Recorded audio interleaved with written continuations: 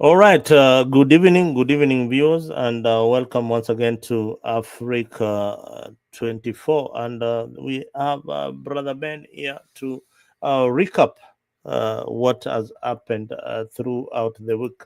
I hope you are doing well wherever you are. And good morning, Kenya. Good morning, Uganda. Good morning, Tanzania. Good morning, Africa. Good evening, good night. America. Good morning, some parts of Europe. Karibu sana.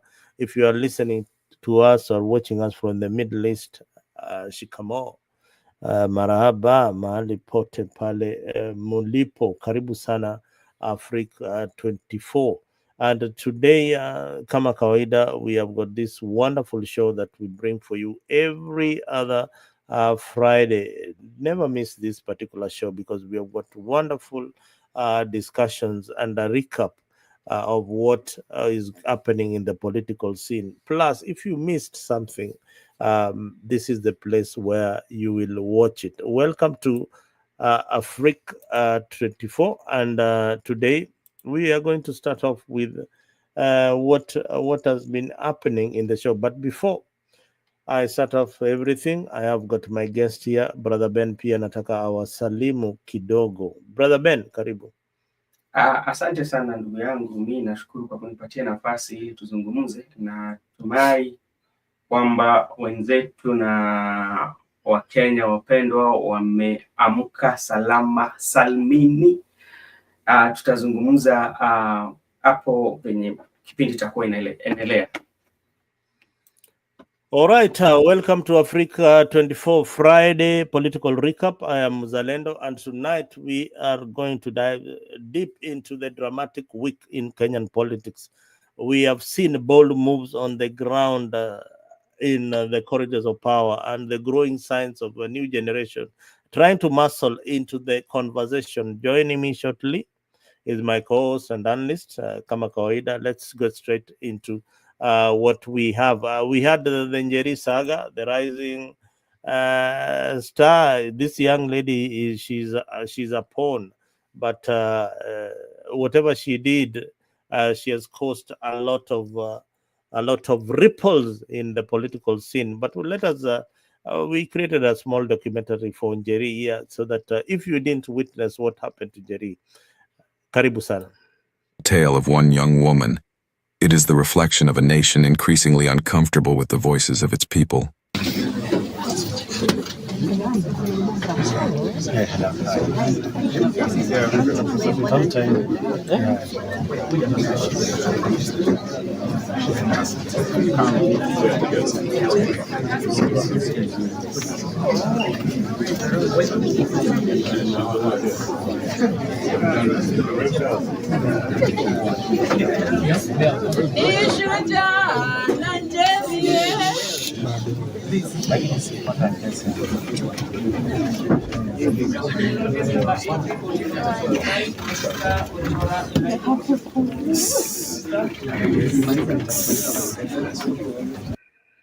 Rose, a university student and vocal youth activist, found herself on the receiving end of state surveillance and intimidation, not because she broke the law, but because she questioned it.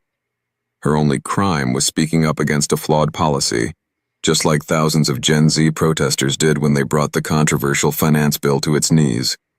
Now, the government is on edge. The fear is palpable. You can see it in the heavy-handed response to the Embody bill, which many believe could trigger yet another national uproar. And if that's not enough, there's something even more ominous looming. Hello all, my name is Rose Tunguru, or Rose Njeri. I believe, I'm happy that you all came out in the way that you did. And I wanted to say a few words now that I find myself here. First thing I'd like to express is my sincere gratitude to everyone who raised their voice in any way regarding my illegal arrest, detention, house search, and possession of my property by the state. The show of force during the illegal arrest and the intimidation by around 15 men, that's 3 Subarus, versus the lack of crime committed was ridiculous And I'm happy that you all saw that as it is and reacted as you did. With the hashtags and the protests and the visits to come see me. So I can't thank you enough for your support. You came when I called, so thank you. Second, The 2025 Data Control Bill, a proposal that, if passed, will require every Kenyan to report their annual internet usage to the government. Yes, you heard that right. A yearly report card on your data habits. Why? Because those in power fear the free exchange of information. Because open data means open minds, and open minds threaten closed systems. Analysts say this is the early groundwork for something far more dangerous. A full-scale internet shutdown in 2027, just as Kenya gears up for another critical election. With the laws in place, a digital blackout can be carried out under the pretense of national security. But history has a lesson for all regimes that try to mute the people. Suppression breeds resistance. The more they crack down, the more they awaken a generation that refuses to be silenced. Rose Njeri represents that resistance. She is a symbol of youthful defiance, of the fight for dignity, and of a nation that refuses to sleepwalk into authoritarianism. The question we must ask now is not just, what will they do next? But rather, what will we do in response? Afriq24, where truth speaks louder. Stay informed. Stay awake.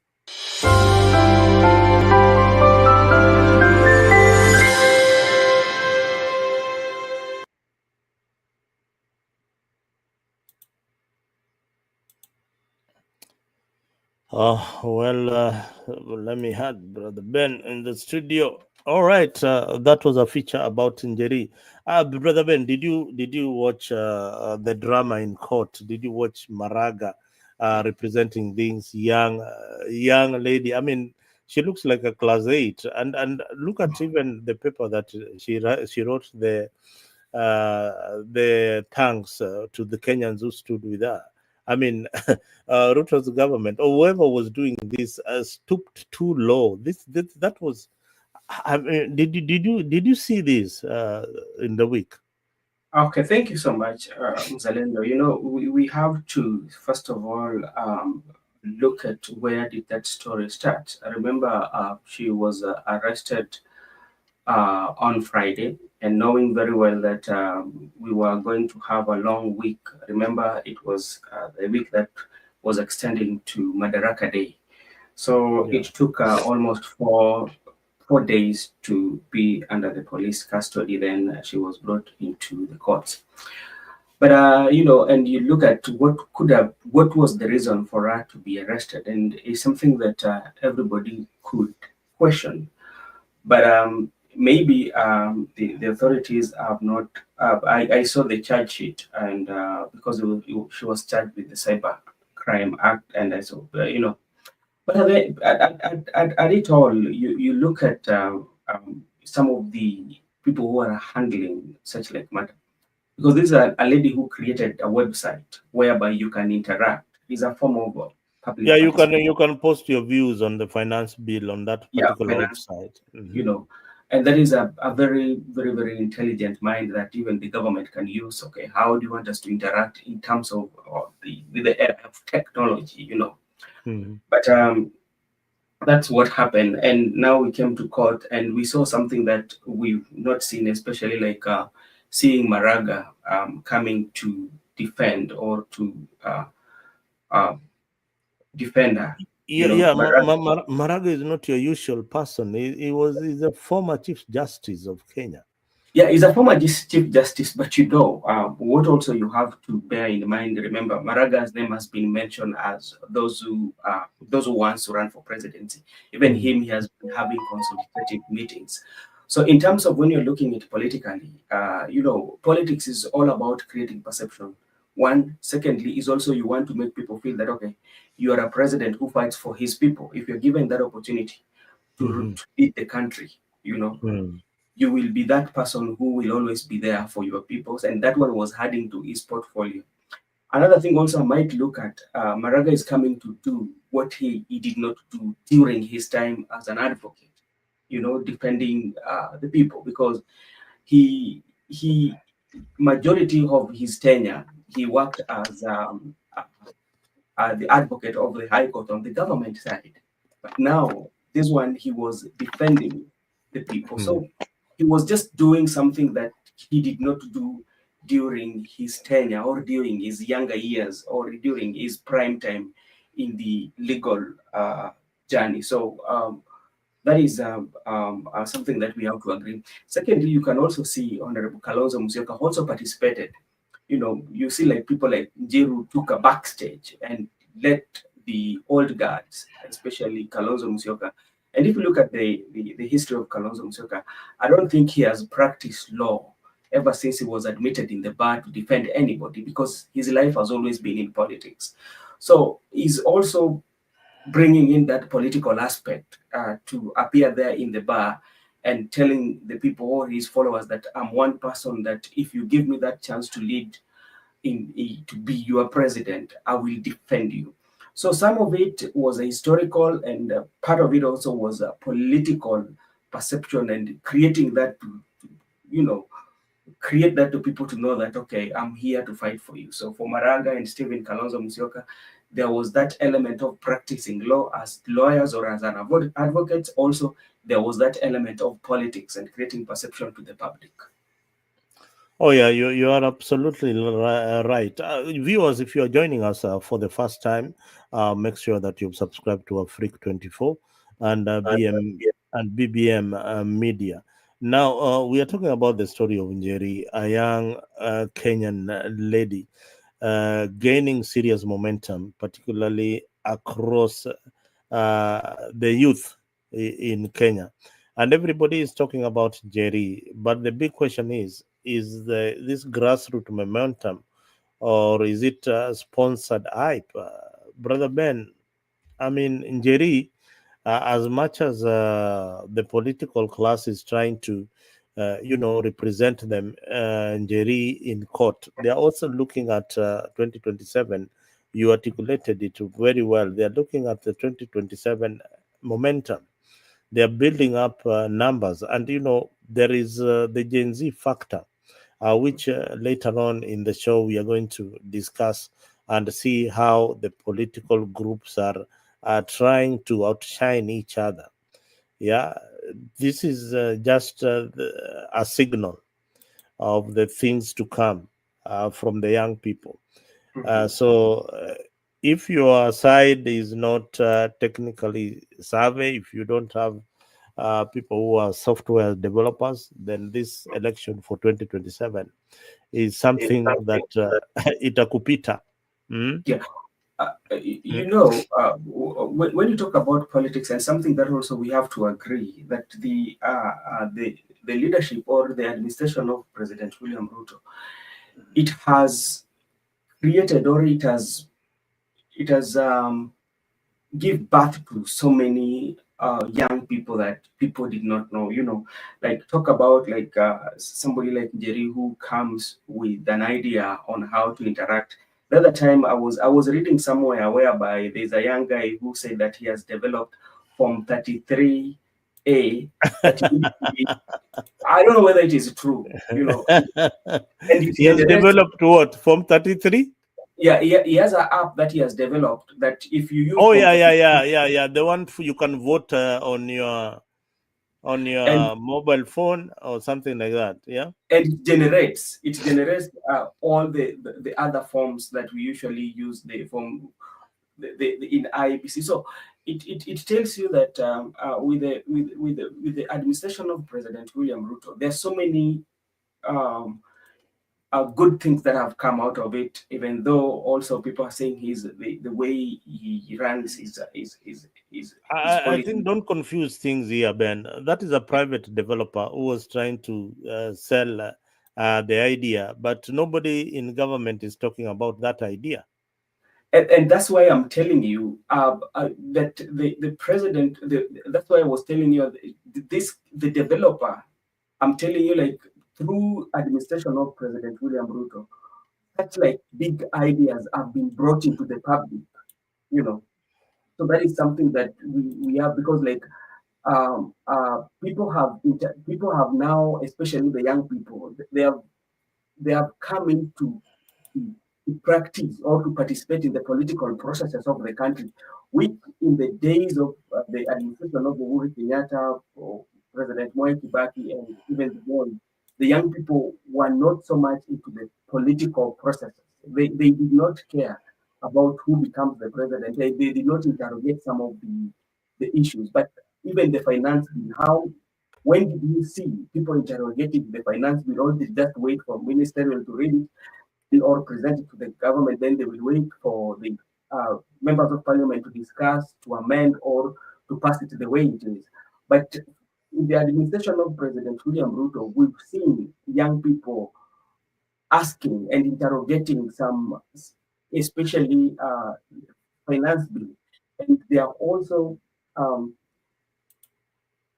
came in to discuss about the leadership of the country, which has never been seen ever since. Even if you compare to the days of Orengo, you can say that those days of Orengo, they were very young people, But the what we've seen, especially with Gen Z, with all this, what we are seeing again, a young lady coming up with a platform whereby you can interact, it tells you that we are headed here, and the political class especially should be worried, because immediately after creating that, there's some others that also came. And another thing also, you have to agree with me, because the government knows very well, or the administration of President William Ruto knows very well what happened with the last finance bill. Yeah. So they don't want to repeat any mistake. So anything that might come to sabotage, or create that awareness, they have to try and deal with it before it escalates. So in terms of politics, that is what I'm saying. All right, Gypsy Corner, our moderator on the comment section, has already come in. Viewers, if you're watching us from the Mtembei platform, make sure that you've subscribed to Afriq24 so that we can share ideas and how we can build this wonderful nation called Kenya. Thank you, Gypsy, and good morning wherever you are. Maxwell Kepngetich, Chamuge, Sagon Victor, asante sana. Garbi Shakul, karibu sana Afrika. Isaac Arapsiel, yes, karibu sana from uko Rift Valley, Sogoi kule ndani, karibu sana Afrika. Kevin Wanjala, thank you for locking it in. And Eric Cole Benson, asante sana, welcome to Afriq. We want you to be part of this discussion. Make sure that you take the bold step and go to our page on YouTube and subscribe so that we can see some of your comments here and share it as we have this conversation. And everybody else who are watching us from other platforms, make sure that you go to BBM, subscribe, or Afriq24, and subscribe to these various channels so that you can get the best of analysis that is happening in our politics. Now we shift our gears to State House, yani kule Ikulu. Now James Orengo has surrendered, or is it a strategy? Now here where seasoned politician James Orengo appears to be warming up, to be warming up for goodies from State House. Yeah, is it under Raila's direction or the people of Sia? Brother Ben, is Orengo surrendering his reformist identity here, or simply reading the political weather like a seasoned survivor? No, I think Orengo, there's so many things that might have played part in Orengo going to State House. And if you look at Orengo's speech, it is quite, it was kind of like quite different as compared to what Oburu said. When you look at Oburu was talking about broad-based government. When you listen to Atandi, the same, talking about broad-based government. Majority of them, or who spoke, And the last one that I heard about Orengo talking about SHA, and he gave some figures over there. And in that, there were so many goodies that were coming along the way for them meeting. And it begs you to ask questions, especially like, was it a must to take all the delegation to go to State House for them to get all those markets the president was talking about at because president was talking about building around 16 markets at 2.5 billion, if I'm not wrong. He was also talking about connecting around 16,000 households at a certain amount. We can check on those figures too. But that is politics, because one of the reason why Orengo might have visited the State House is about the pressure from the ground. You know, as you know very well, how President William Ruto has gone to Homa Bay severally, and people are, or the population are saying on how the development or the projects that is being done in Homa Bay, and people are saying we are not getting those developments. So that one could have been also one. And remember, this is the first time, especially for Orengo or any other governor or the governors from the Luo Nyanza to go with the delegates to State House. So that is also something that also you have to put in place. Another thing also, you have to look at the local politics. You know, when you go back to the 2022 general election, Orengo was not doing well. And when he was not doing well, they had to seek, or they have to procure Oduol. If you look at the Honorable Oduol, their political visions or their political act, they were not playing the same politics, because Oduol was one person that was not, he had issues with ODM, remember? And so they had to call him so that Orengo can win, because remember, Gumbo and Charles Owino, the former police spokesperson, they were head on polls. And if also you look at Siaya, Alego, where Oduol comes from, you know, they're the majority, you know. And the other side, whereby the Alego is where Alego Sakwa, where this Bondo, and this Ogenya, you know, the Ogenya are not the majority, and Alego are the majority. So Orengo was weighing, in case if he wants to go for 2 terms, you know, they can bring in Oduol on board, and also Wamsame. Now Oduol can be the impeach him, Oduol takes over. Another thing also you have to think. People think maybe Orengo was very mad, because remember, when Oduol was being impeached, actually the people who came to rescue Oduol were the Kenya Kwanza. The ODM had already made their mind, and they wanted to impeach Oduol. But what happened? The Kenya Kwanza in the Senate voted against the impeachment of Oduol. So maybe, because Orengo thought maybe at that point in time, President would have talked to the members of Kenya Kwanza to impeach Oduol. So those are some of the things that might have. And another thing also, Orengo might have said, okay, I've already spoken as the governor of CI. But now, let me now go to the State House from the pressure, especially bearing in mind that I'm getting pressure from the ground. That if within a period of short time, all this the president is saying will materialize. Yeah, what if it fails to materialize? Remember, Gladys Wanga said that in a period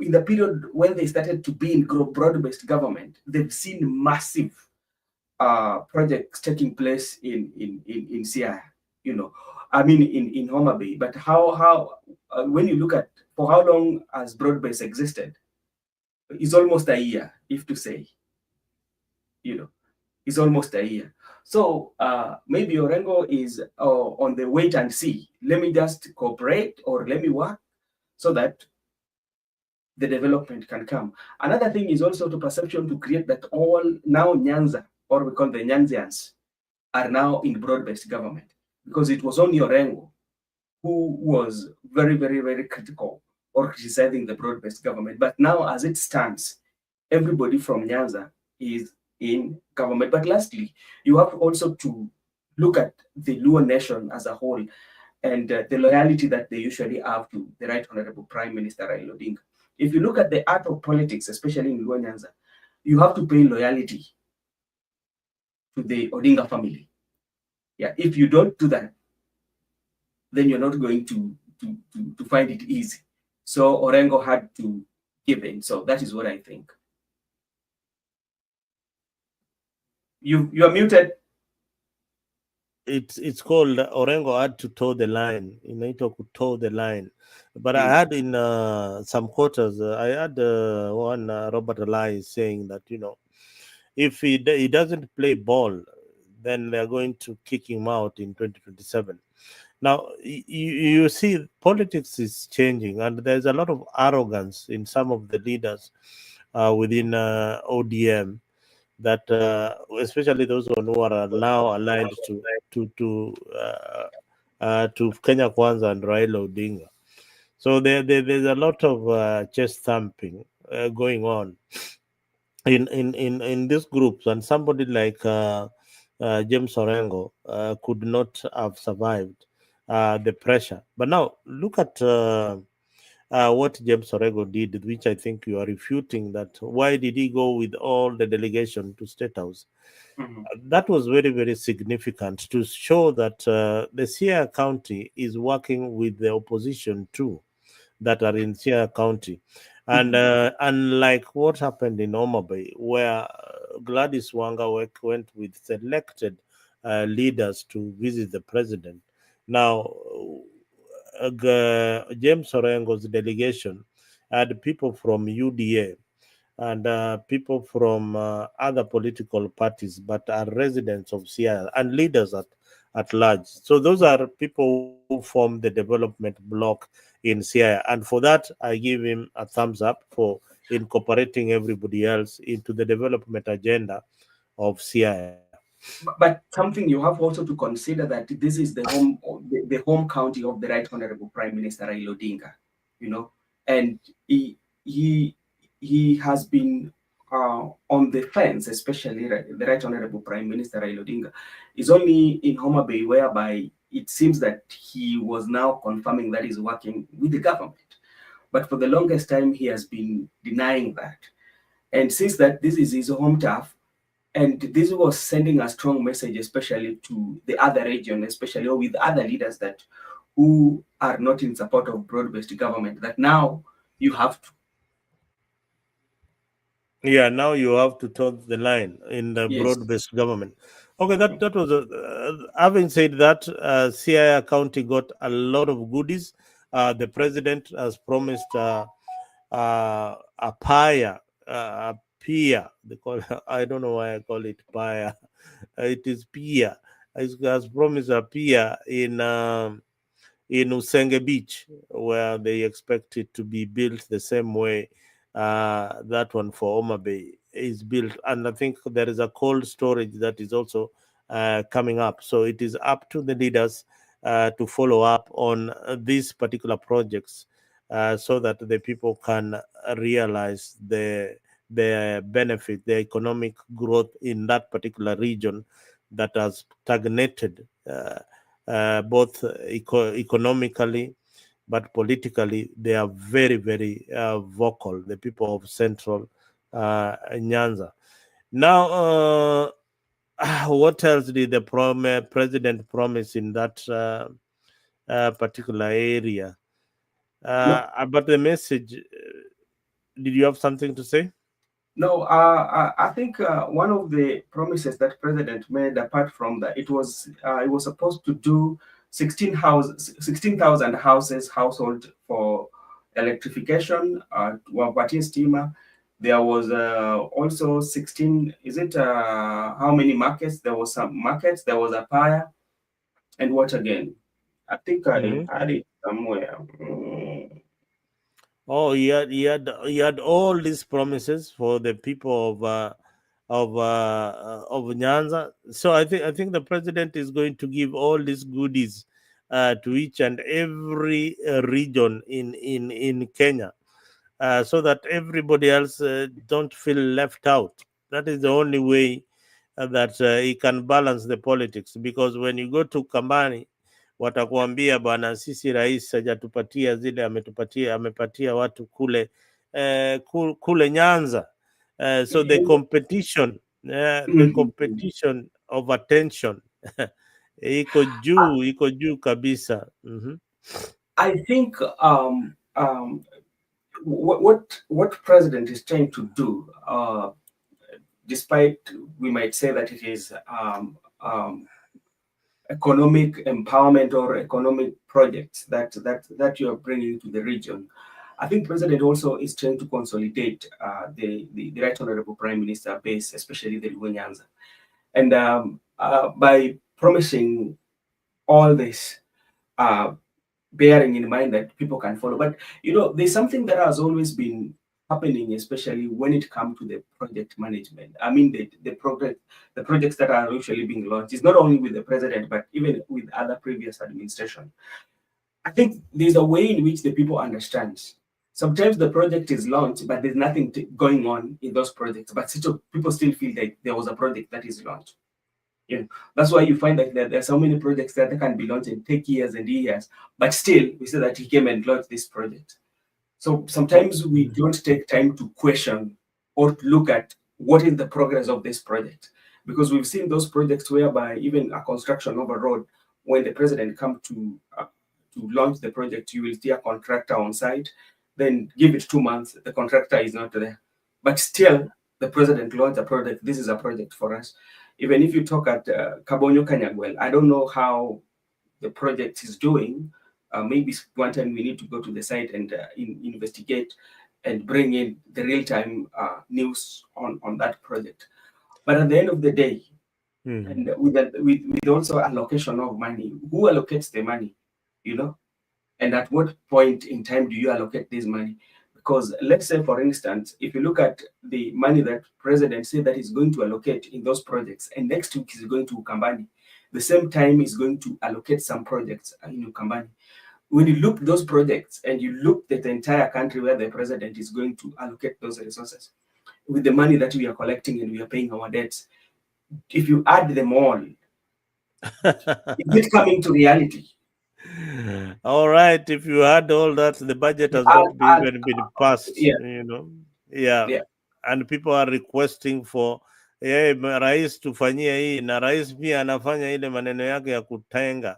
Listen to the president a bit. It was also necessary to look at the interventions in the blue economy, as I said when I was in Homa Bay. You know very well that we have 3 fish landing sites in Siaya. We have 1 that is operational. In fact, it's among the most successful, Luanda Kotieno. We have Wichlum, which we are working on. And we have, I think it is Usenge that we are working on. So, and we want to see, we did a PIA in Homa Bay. We believe that Usenge is a candidate for a peer. We are looking at what is the potential in the blue economy, and we want to work with you. I've already told Joho the plan on what we need to do. Fish cages is going to be the next horizon. We will be providing Siaya with fish cages and feed and whatever it is that is required. Joe is going to explain to you. So we needed to take care of that place. All right. We needed to take care of that place. Yes. That's something, nobody would say that they don't want development, especially how the president talks. But, the president told that I've already told Joho on how. Who should come up with the plan?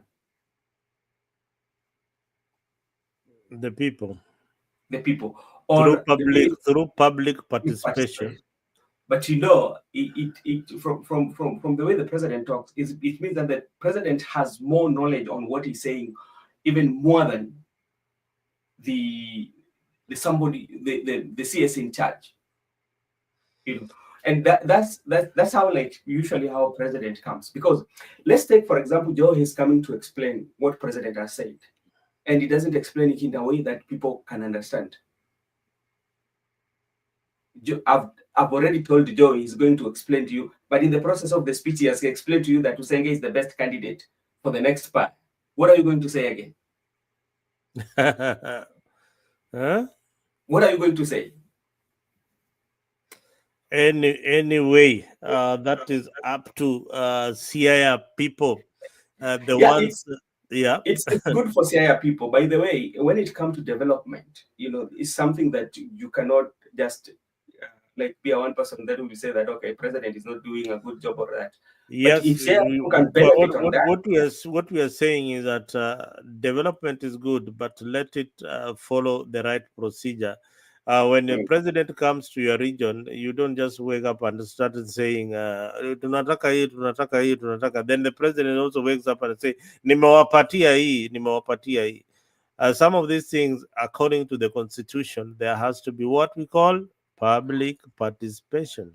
no, leave about public participation. Some of when such a huge sum of money is being allocated, the parliament should appropriate and allocate such large sums of money. But what also you have to understand, in the history of our country, we've always normalized a presidency whereby we believe there is only president who can give you those Development. development, that president has to do this. And that's why you find that everybody will have to go to the president. We want this, we want this, we want this. But now, what about those people who cannot access president? What about those people who still do not align their policies and their thoughts with the presidency? So what about this small communities that are not very political? Wakauma, Wapokomo huko chini, wale they are so insignificant. Unajua? Yeah, Ogiek community. Ogiek wale wanaishi kwa forest pale. Who represents them? By the way, Ogiek wako na member of parliament. I think it was in the Jubilee administration whereby they nominated one of the leaders from Ogiek, if I'm not wrong. Yeah, we need a representation because hizi kabila kubwa kubwa zinameza hizi kabila ndogo, and that is a fear because hao watu they can bulldoze, and they have these big political parties and kingpins that matter, lakini hizi kabila zingine they don't have kingpins in their region.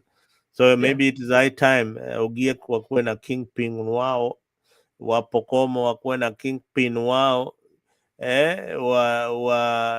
wa nani wale warembo Wataita wale wakuwe pia Wataita wakuwe na kingpin wao, wale wakienda wanaitisha ile kitu wanataka, msaada ile wanataka, kwa sababu nimeona this trend. Unaona pale Kuria Nyanza, they want also their county mahali wanaweza access president na waambie mahitaji yao. So hii nchi inagawanishwa.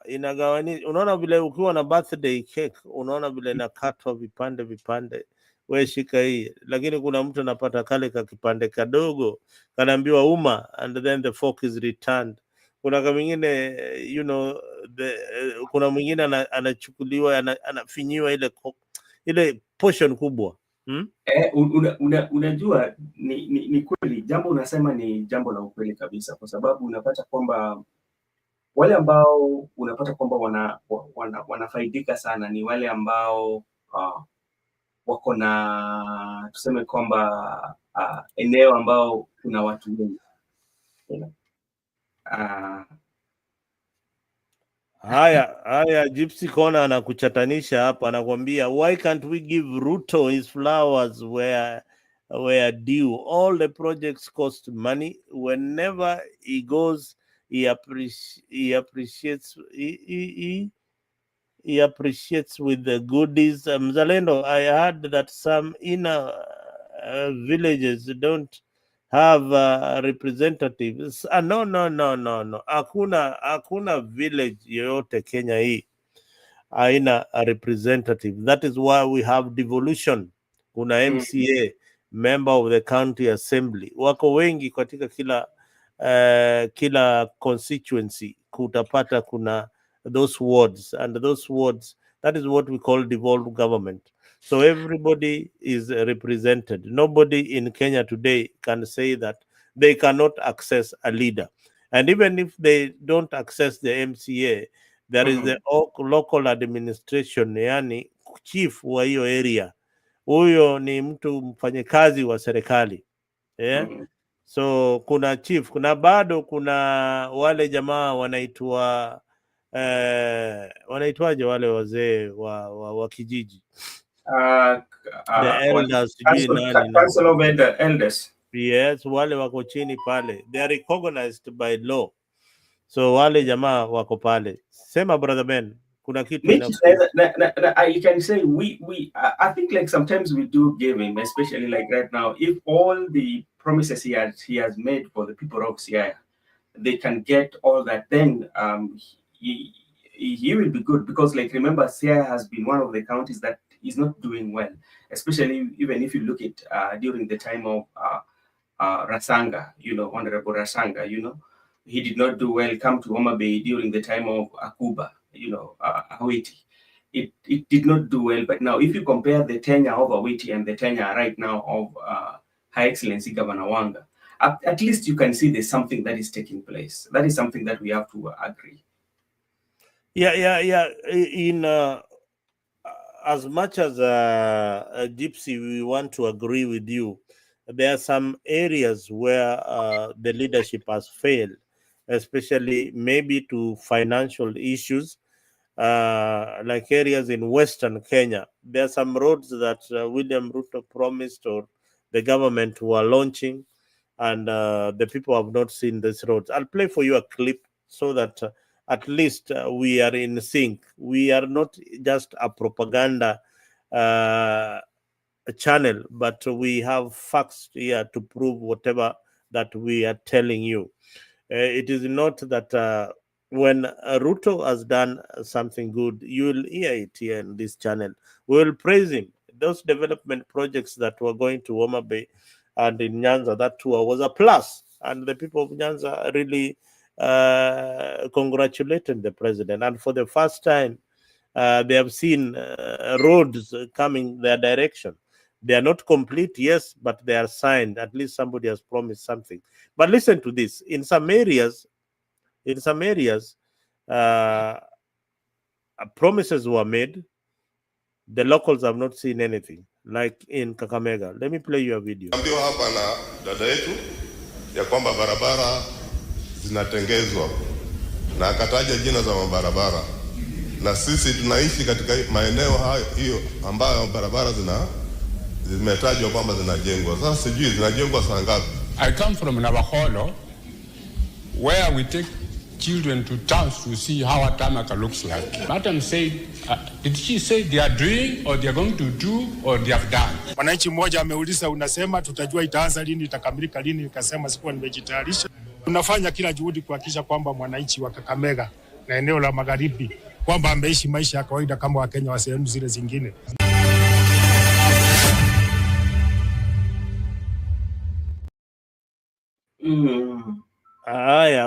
Umona, you've seen a situation like that. So when you see a situation like that, what do you Gypsy, hebu nijibu hapo kwanza hapo chini. Ben, unasemaje? Wacha nizime hii simu yangu kidogo. Ni kweli hayo yanasemwa, ipo, si hata tu Kakamega, kuna baadhi sehemu mingi za nchi ambapo kuna ile hadi ambao labda serikali walitoa na bado hawajatekeleza.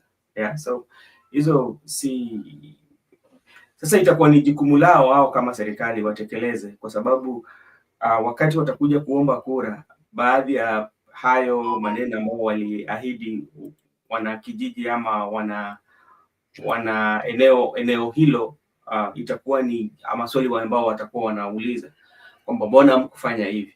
So hiyo ni kweli kabisa. Yeah, hiyo ni kweli, na mambo kama hayo yanafanyika katika mahali mingi sana Kenya, but viongozi wanafaa kuchangamka, wafuatilie hizo barabara, wahakikishe zimetengenezwa. Haya, tukitoka kule sehemu za Siaya, Kindiki, turudi kwa hii siasa ya Kindiki, Gachagua kwa ground. This is one thing that has caught many by surprise. Interior CS Kithure Kindiki was called in it. Deputy President. That is Deputy President, not Interior.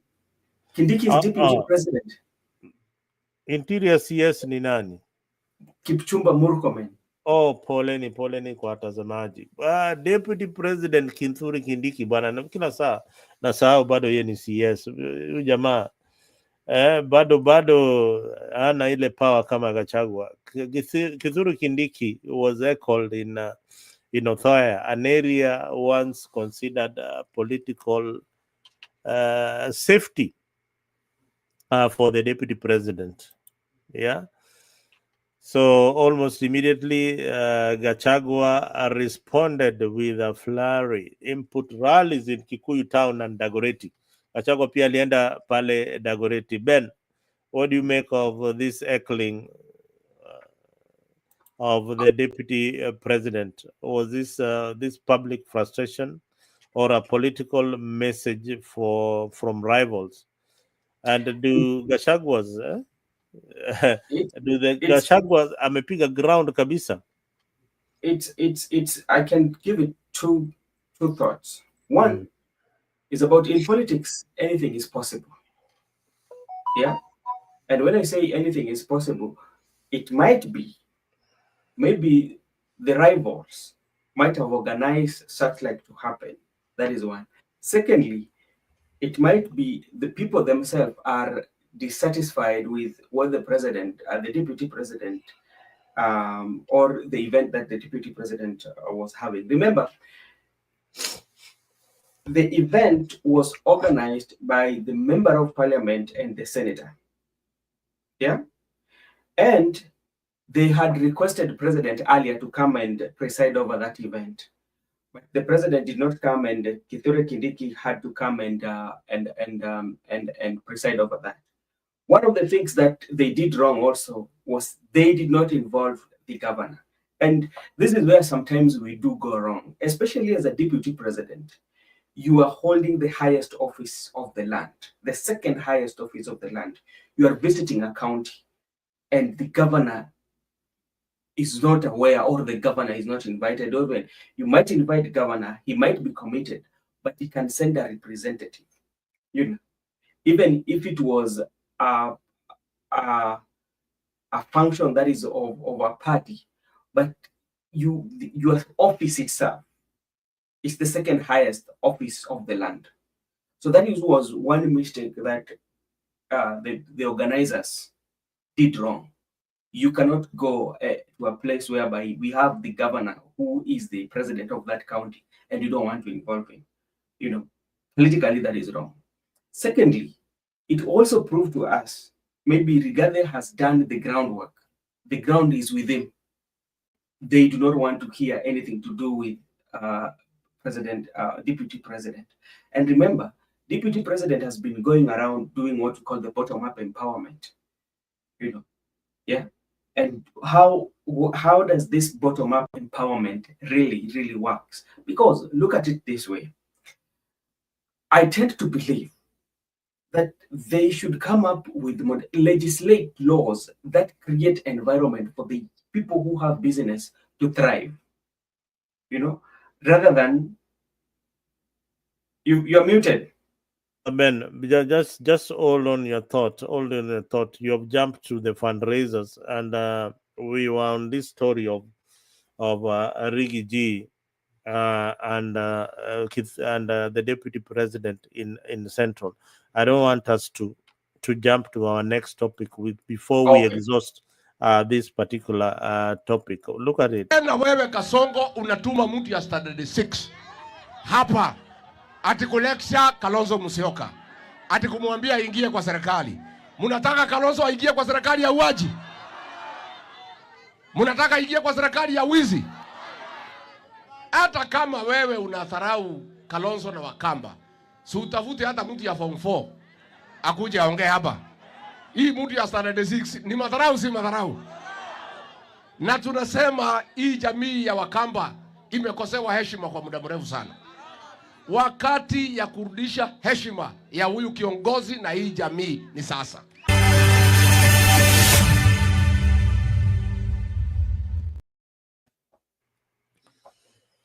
That was Rigiji responding to the delegation that is in Ukambani for empowerment, led by one one named Oscar Sudi, and that delegation, I want to play for you another video on response to that, and then now we just try to analyze what is really happening here. I remember these guys are in the same area real time, yeah, wanabishana kila mahali na wako Ukambani na pesa ile inatolewa Ukambani. Ngoja uone. Tulikuja jana pale Sekuru na tumekuwa na kikao cha faragha na kiongozi wenu Stephen Kalonzo Musyoka, na tumekubaliana ya kwamba tutatembea pamoja tuunde serikali 2027. Na mimi nimekuja kuomba nyinyi, huyu kiongozi wenu mumpatie ruhusa, mtupatie yeye, tutembee Kenya, tutafute serikali pamoja. Mmepatia ruhusa? Wangapi wanasema amepatiwa ruhusa? Amepatiwa ruhusa. Mimi ningependa kusema sisi tumekuja kutangaza ya kwamba sisi ni marafiki wenu. Siku William Ruto ametuaibisha pale kwa bunge,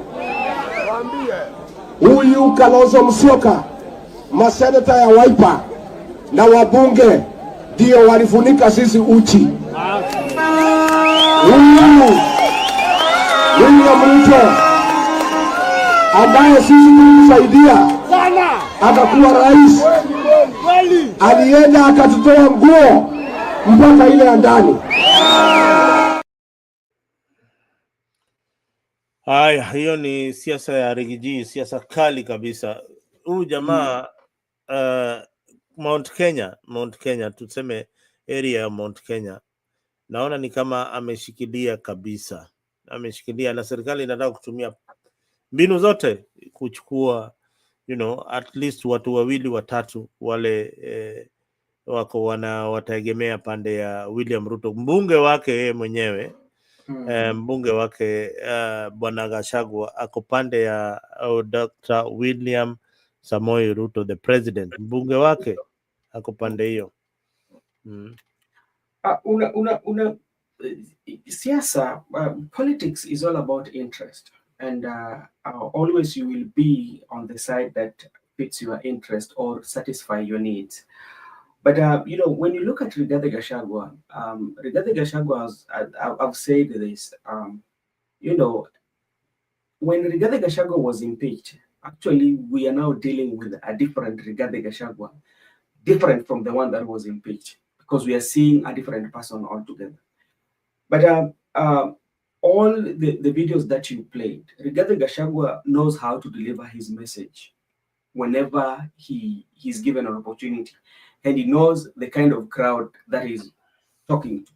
He's one person that he knows how to study the mood of the crowd and knows actually what can I speak or what can I feed the crowd. He knows what to feed the crowd.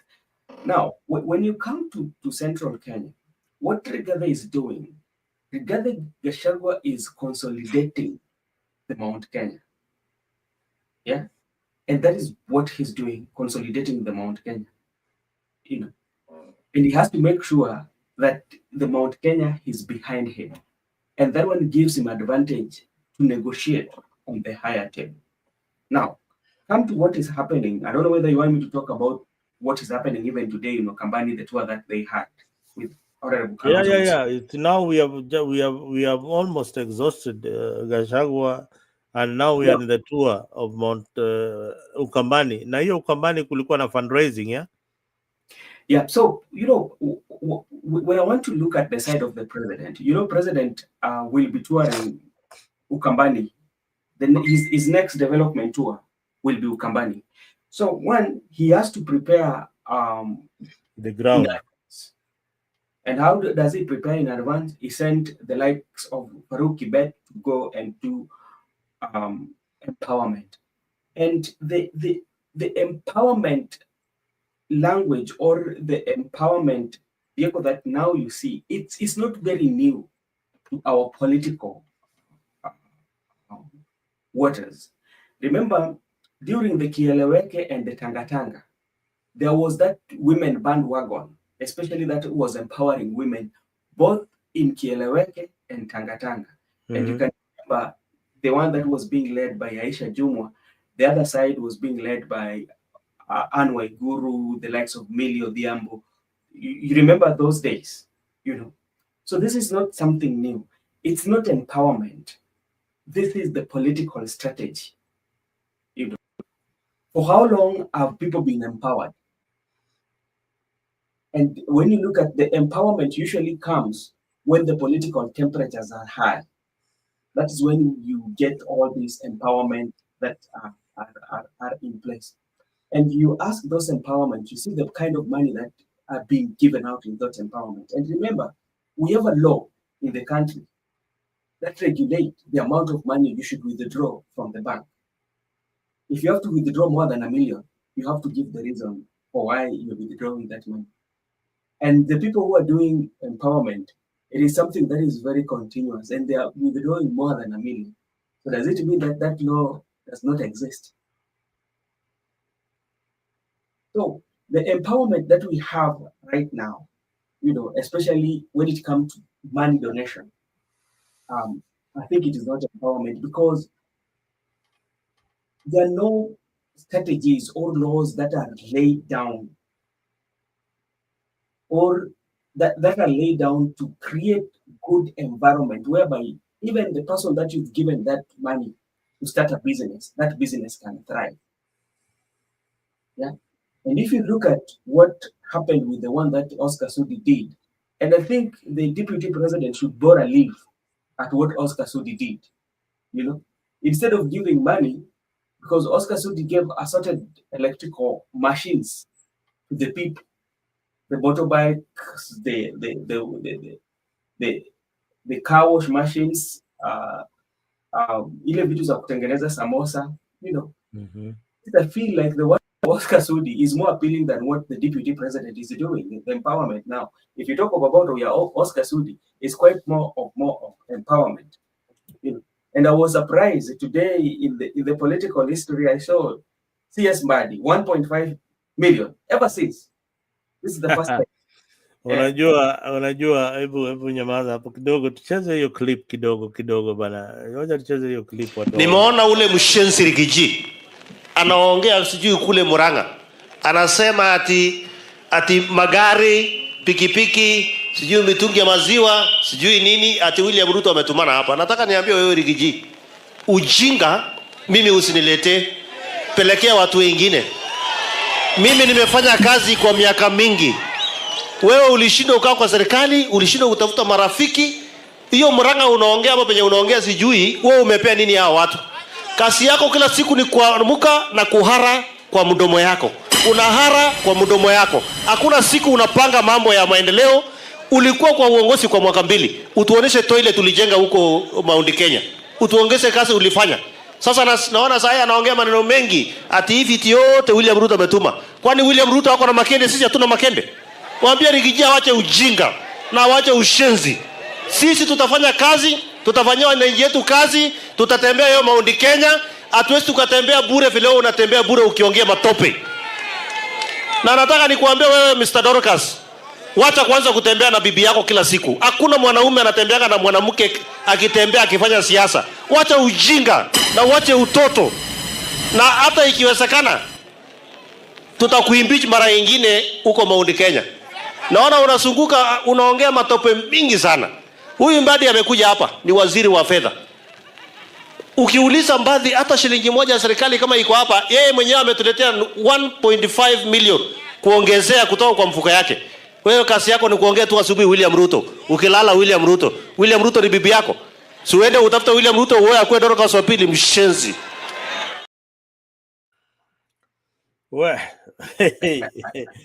Unaona Mbadi alikuwa anaangalia hivi anasuka huyu jamaa.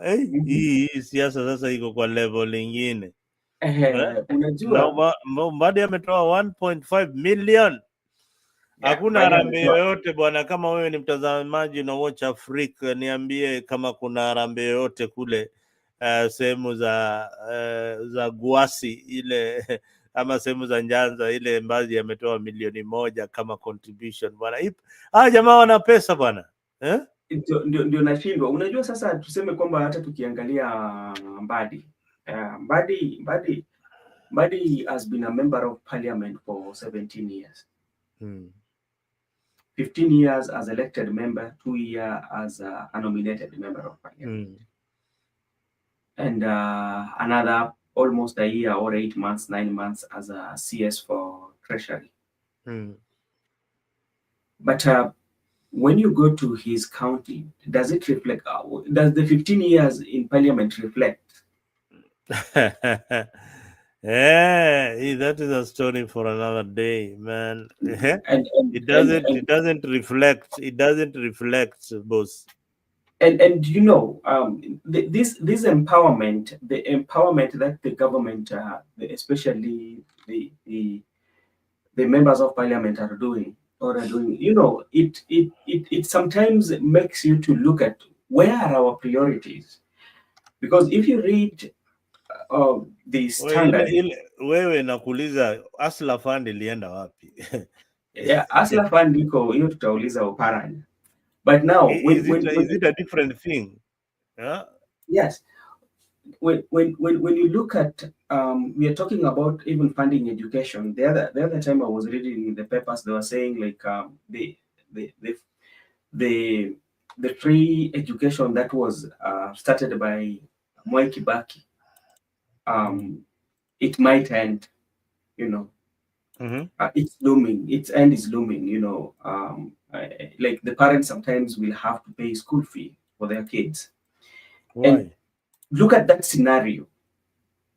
If it is true that the free primary education will come to an end, and you look at leaders, yeah, the amount of the money that leaders are contributing, and these are not just ordinary leaders; they're not working in the private sector.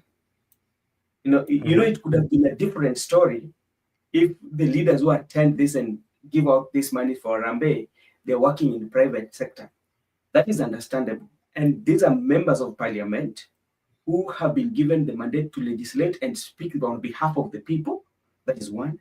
Secondly, these are the civil servants who are employed by the same government that you should serve, you know, but it doesn't reflect on the people. Yeah. So it's back to the question, why is it that the people who are employed by the government are doing well than even the government itself? Wow.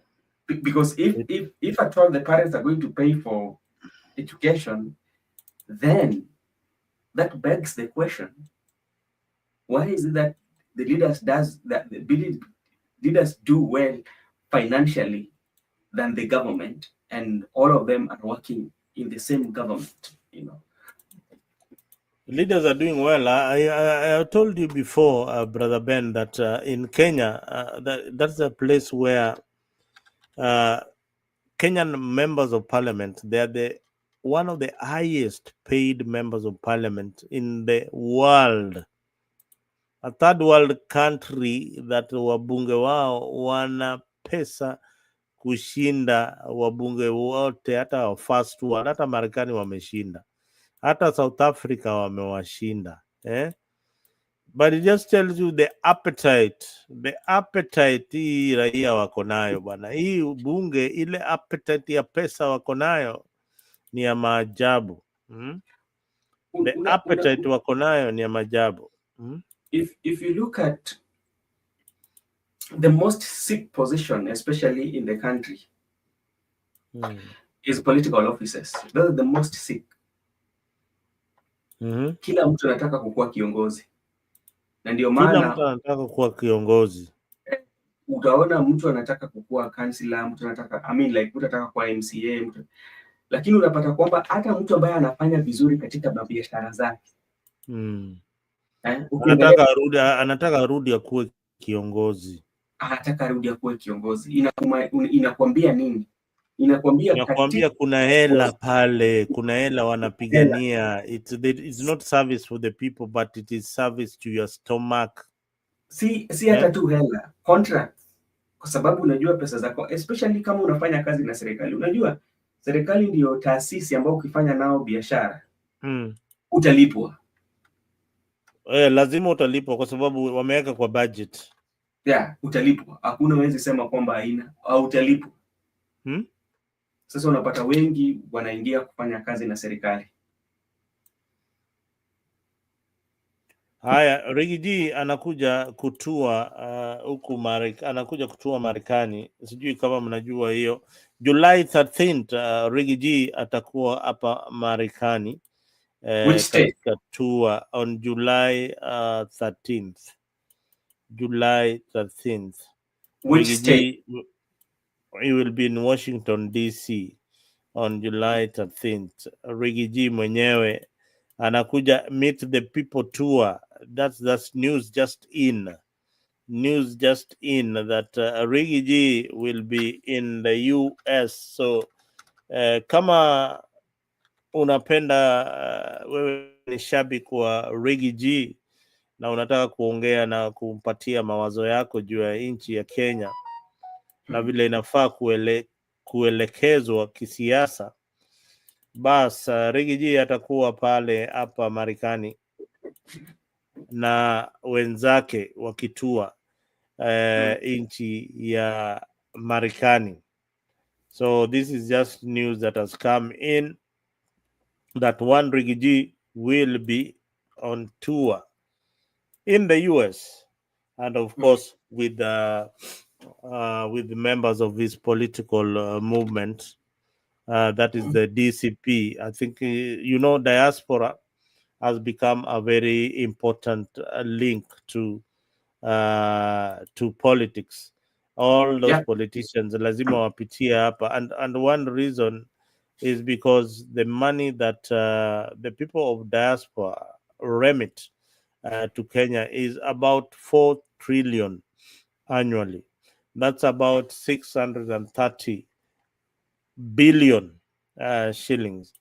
So wako na usemi katika siasa na they want their presence also felt. So there are people who have organized for Riggy G to come and tour the US. So we are looking up to that tour. I think it will be very interesting to see the kind of crowd that Riggy G will pull in. Kama itakuwa ni watu wa Mamonyore peke yake, watu wa huko kwao, ama itakuwa ni watu wa hapa Marekani. So guys, if you're just joining us, Bwana Rigathi Gachagua will be on a tour in the US, and that tour is coming on let me get you the exact date. That tour is coming on July 13, 2025. Riggy G meet the people, greet the people tour event in a Federal Way, Washington, USA. So kukua pale Federal Way, Washington, USA on July 13th. You will get to meet Riggy G. Tafadhali kuna nambari ya simu hapo, kama una kalamu andika chini 2069663152. Yeah, 2096613152. Those are the guys who have organized this particular event. So tafadhali watu wa diaspora, watu wa DC pale kina nani, make sure diary kina nani, make sure that mmepokea kina Washira, make sure that mmepokea kiongozi Riggy G pale DC. What is the number? Let me get the number once again for you, Brother Ben. The number is 206 966 31 966 3152. So it is 206 All right, brother Ben, 206-966-3152. So who is the contact person? I'm yet to know the contact person, but ukipiga hiyo number definitely utapewa majibu. Sisi hapa ni kupasha habari na kuambia Wakenya wale wako kule DC na Virginia na New Jersey that Rigiji atakuwa inatua. Kama kuna maswali unaweza muelezea, unaweza mwambia, unaweza nini, make sure that kuna hiyo maswali, na be rest assured that Afriq24 will cover that event. Tutakuwa pale live kuwaletea moja kwa moja nini inafanyika kule DC. I can see Brother Ben Media accommodating Gypsy Corner. Wewe wacha hiyo maneno. Gypsy Corner, guys, we will organize and send our representative so that we can have a one-on-one interview if possible. Makori Douglas, thank you for tuning in. Isaac, asante sana for tuning in.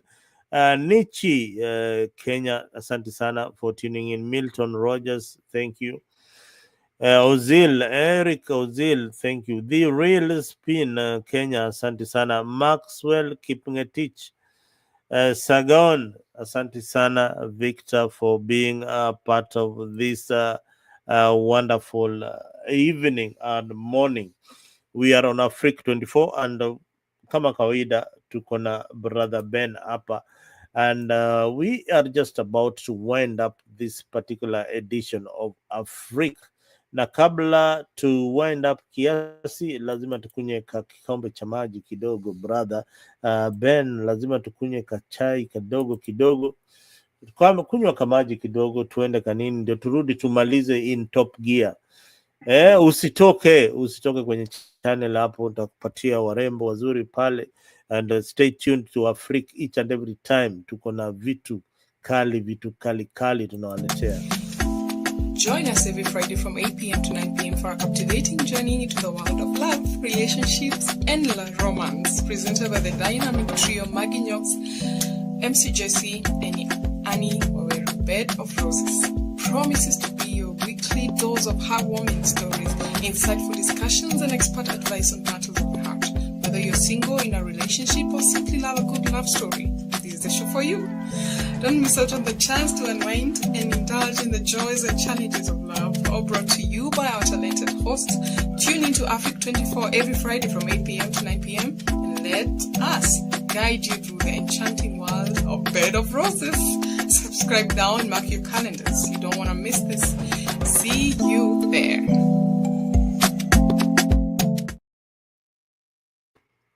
Yes, Bed of Roses coming back on Afriq.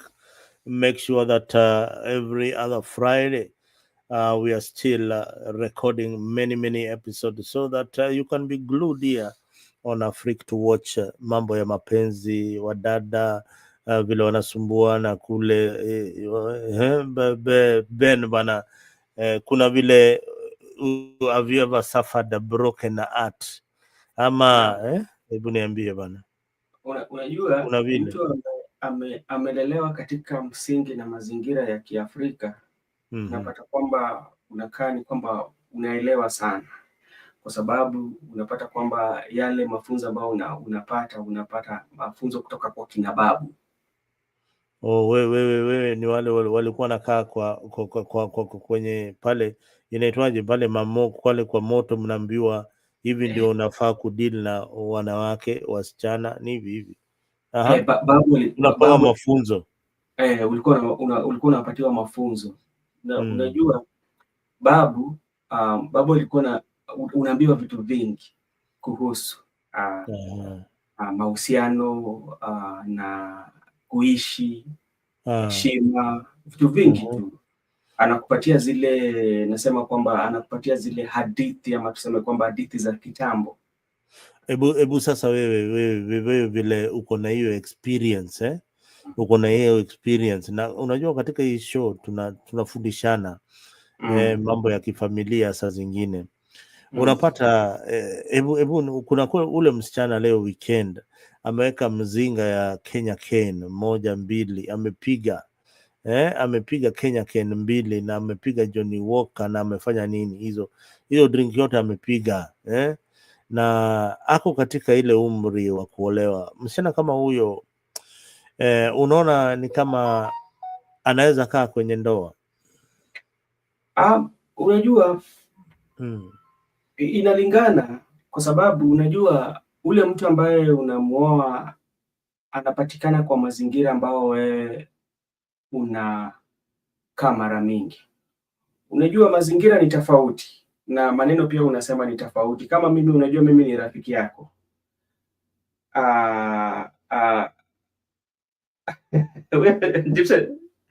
Auntie Brother Benson Media, when are you having a slot for preaching or preaching or Bible study? Najaribu. Asante. So unajua mazingira inalingana, kwa sababu pia watu wanatofautiana. Unapata kwamba kuna karne ama kuna mtu ambaye anaelewa kwamba kama ni msichana anaelewa kwamba mimi katika maisha yangu labda hizi ni vitu ambazo mimi natumia, hata kama mtu atanichumbia akipata kama mimi natumia hizi. Unajua sasa hii haiwezi kusema kwamba kwa sababu anatumia hayo haiwezi kuoleka. Hapana, unaweza pata, anaweza kuwa na bahati kupata pia mtu ambaye anatumia hizo vitu ambazo wanatumia, kwa sababu mazingira yao itakuwa ni mazingira ambao wanapatikana ni mazingira pamoja. Angalia, umemute. Nilikuwa kuna kasimu kalikuwa kanaingia. Unapatiwa masharti ya kuwa wewe bwana Ben, kama unataka kunioa lazima ununue kale kamtungi kashisha. Hiyo lazima ikuwe pale unakuja nayo kila wakati na ndio ndoa yetu ikuwe ni mzuri kabisa. Kwa hivyo hapa itakuwa ni chimney, watu wanafanya mambo yao. Hiyo ni mazingira gani? Ndio unasiniambia ni mazingira mazuri? Ni mazingira mazuri kulingana, kwa sababu hata ukisikiza wimbo ya Remi Ongala anasema kupenda roho. Roho ikishapenda haijalishi. Roho ikishapenda haijalishi. Roho imependa na ikaridhika nacho, basi hawezi itoa. Ni kauli ambayo hawezi itoa. Hiyo ni wimbo wa Remi Ongala marehemu. Remi Ongala marehemu alikuwa anasema kupenda roho. Inafaa one of these fine days tukuwe na show ingine noma sana, tukifundishana na Gypsy Corner pale, atufundishe mambo ya ndoa na mazingira ya ndoa. Unajua Gypsy ndiye ametimiza miaka 75, anaweza tuelezea vizuri sana. Unajua kuna mtu alisema hakuna mtu ambaye ni jeuri ikifika kwa mambo ya mapenzi na ndoa. Utapata hata mwanamuziki anaweza imba, mimi nitoe wapi jeuri, kwa sababu mimi nimezama. Ukisikiza hata wimbo ya Diamond, kuna wengine anaimba mimi nalia na mengi. Sikiza vizuri, itakueleza mambo ya mapenzi. Haya, wacha tumalize hizo mambo ya muziki, mambo ya usanii. Hiyo ndio kila siku tunajaribu kuguzia kidogo mambo ile inatuhusu kimaisha. Pia sisi tunasikiza muziki, tunasikiza Franco Luambo Makiadi, Koffi Olomide. Hata usikize Luambo Makiadi. Kuna zile wimbo bado alikuwa naimba, lakini zilikuwa zinaongelea tu mapenzi. Unazisikia pale kwanza Koffi, kuna Fally Ipupa, alafu kuna marege pia. Mimi nazisikizaga sana wakati nataka kumeditate. Nasikia reggae culture, mighty culture. Unasikiaga kama reggae moja ilikuwa naimba hivi, ulikuwa unasikia in my house there is a picture on the wall, Rastafari seated. Hiyo wakati nilikuwa kijana, basi nilikuwa na picha ya Bob Marley pale kwa nyumba yangu bana. Hizo ni vitu zinatukumbusha. Ni kweli. Unajua kitu ambacho labda tutakubaliana hapa, ikikuja kwa mziki, mziki ni naweza sema kwamba ni dawa ambayo inatibu sana sana mawazo, kwa sababu unapata kwamba ukisikiza mziki itakuchukua ama ikutoa. Wewe unataka kuimba ile line ya Remi Ongala, mziki ni dawa. No, sitaimba, lakini nataka kukupatia halisia ya mziki, ambapo ukisikiza kuna picha ambayo inaleta. Kuna wimbo ya kitambo ambapo kuna jamaa alikuwa naimba, jamaa alikuwa amepata ajali. Ilikuwa naanza hivi, jamaa alikuwa hospitalini, lakini wakati alikuwa amepata ajali, kuna jamaa ambaye anaishi karibu na yeye pia akapata ajali.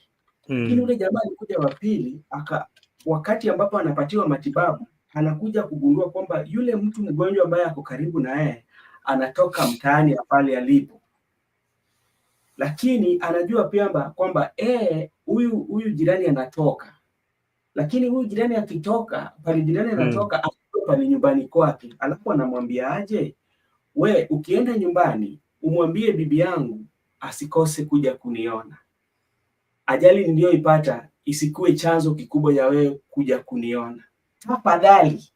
Unasikia hiyo wimbo kweli? Mziki, kama ni mziki ni uni. So mziki ni aina ambapo inakutoa inakuweka kwa hali usiofahamu, inakuweka kwa ndege, na nisema inaweza kukuweka kwa ndege. Sasa unapaa uko dunia yako. Na ingekuwa mahali tunaelekea, bado tunachezea hizi mamziki. Wakati moja ya kina Remi Ongala, mziki ni uni. Remi Ongala wakati mwingine alikuwa analalamika, mbona mnaua cassette, mnaleta CD? Mbona mnaua hizi makaseti? Na hizo ndio kabisa. Lakini vitu zimebadilika. Mziki ina mafunzo. Si hata Remi Ongala ina mafunzo. Sikiza wimbo za Baraka Mshe. Sikiza wimbo za Daudi Kabaka. Sikiza Daudi Kabaka gani unapenda sana? Daudi Kabaka. Elule. Na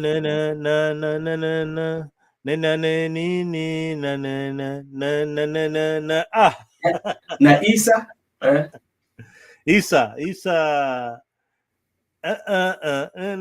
oh my God, Isa the late Isa. Inasema ni wakati ilikuwa ni nani? Isa alikuwa ni msanii ambaye alipotea kule Kenya.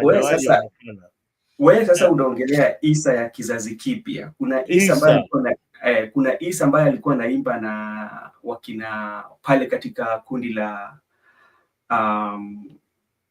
la Les Wanyika. Isa au huyo simfahamu. Simfahamu muziki zake kabisa. Huyo pia aliimba muziki kali sana. Wewe aliimba muziki bana. Kuna watu ambao wameimba. Alafu sasa ukitoka hapo sikia marafu ya Pemba. Marafu ya Pemba. Marafu ya Pemba. Yaani ni kama hiyo ndio sasa inamaanisha nini? Hujawahi sikia karafuu? Nasikia wapi karafuu? Karafuu ni nini bwana? Hebu sema karafuu na kizungu ni nini? Haya kutupoteza hapa. Karafuu ni nini? Kuishi ziwani kuna raha zake. Akisifia Pemba. Ziwa la Pemba.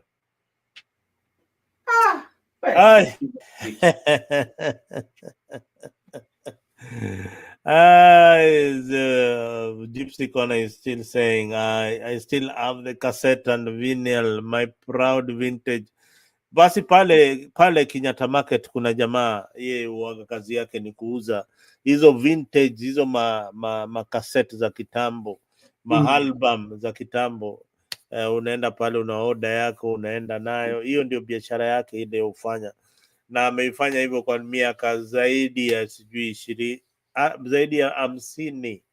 So ukipaka pale Kenyatta Market utaona jamaa pale anauza hizo cassette. But anyway, brother Ben, nimefika tamati, lazima tumalize show. Hatuwezi endelea after kupiga hizo story poa za muziki na nani. Hatuwezi anza kutena kuweza kusema hawa bunge ni waezi sijui nini.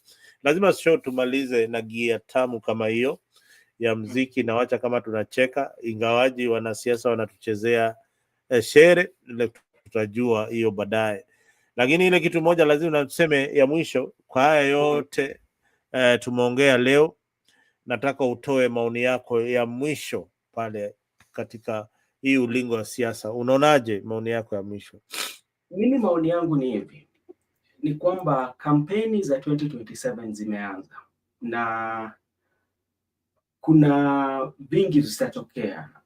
The campaigns for 2027 have started, and there's so many things that will happen. There are those who will join the Right Honorable Prime Minister, the broad-based government. There are those who will come out of broad-based government. There will another force that will be coming. But at the end of the day, it's the people who will decide what they want are the Kenyan people. Yeah, they're the people who are going to decide what they want, because they have so many questions that they want to answer. That these questions will not be answered on the rallies. These questions will not be answered by the politicians that keep on telling you, or the politicians that are doing all that. These questions will be answered by you. Yeah, the time will come. All the politicians, they will talk. They will tell you what is good for you and what is not good for you. They will tell you who is tribal and who is not tribal. They will tell you who is going to make this country great and who is not going to make this country great.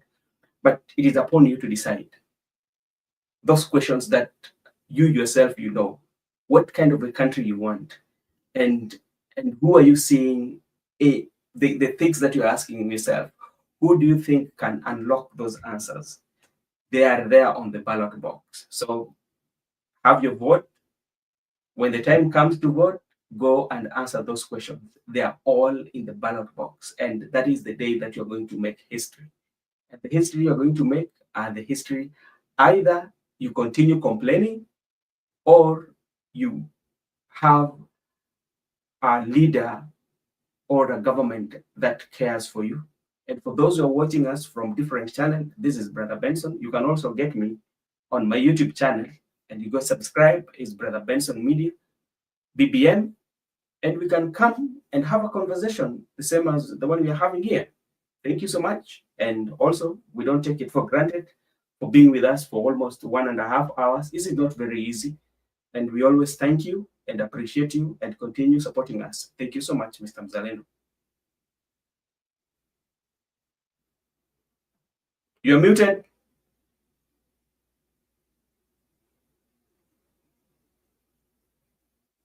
You're muted, Mzalendo. I don't know what's wrong with me today, because I'm having this cold and I don't want my listener to catch the cold. Zitaki washikwe na hiyo homa. As always, it's not just what we are shown that matters. It is what is left unsaid, and who benefits in silence. Thank you guys for joining us on Afriq24.